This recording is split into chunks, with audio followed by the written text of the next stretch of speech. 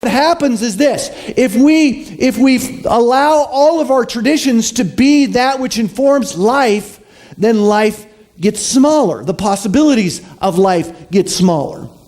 So what I believe God is inviting all of us to do every day is to begin looking at life from different perspectives. There's nothing wrong with the way probably that you've been looking at life up to this particular point. The traditions that we have in life, the things that we can count on that are kind of our firm foundation, generally there's nothing wrong with those things. But if we never kind of stop and look from a different perspectives, our world will shrink. This is my fear for you. My fear is that you're doing that with your religion too. My fear is that most of you have been going to church all of your lives, and you think you've got a pretty good handle on Christianity, on your faith. You're comfortable with the way things are right now. And the way things are right now may be completely fine, but I'm here to tell you, God wants more for you in your life of faith. God wants more of a relationship with you than what you're experiencing today. And it doesn't matter how close you think you are to God, God wants more. And you should too. So what I'm inviting you to do today is to join with me in looking at Christianity, faith, from different perspectives. I want you to understand the importance of perspective when it comes to your faith. And when we're through, I'll tell you what all that has to do with our future. You may have noticed, I bet you have, that the New Testament begins with 4 Gospels, right?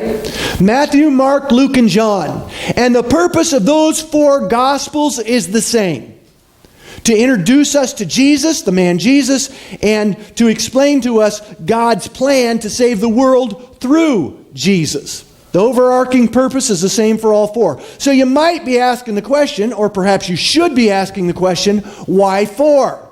Why do we need 4 stories about the same thing, the man Jesus and God's plan to save the world through him? Why do we need 4 stories in the Bible about that? I'll tell you why. Perspective. Perspective matters. When it comes to perspective, there are 2 primary elements or things that you need to make sure that you address or that you understand.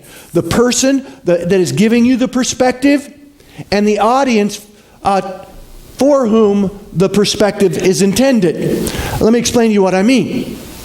Let's start with the person, and we'll use Matt or Luke as an example. The author of Luke, did you know this, that the author of Luke was a physician? Bet you did. He was a physician, he was a doctor, but what you may not have noticed, because you've probably looked at the stories in the Gospels and read the stories in the Gospels, but if you haven't paid real close attention, you may have missed the fact that even though they're telling the same stories oftentimes the same story is told differently because of perspective.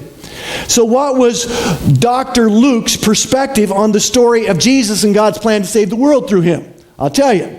If you look real close at the Gospel of Luke, you will notice that there are more stories about physical healings, about people being raised up from the dead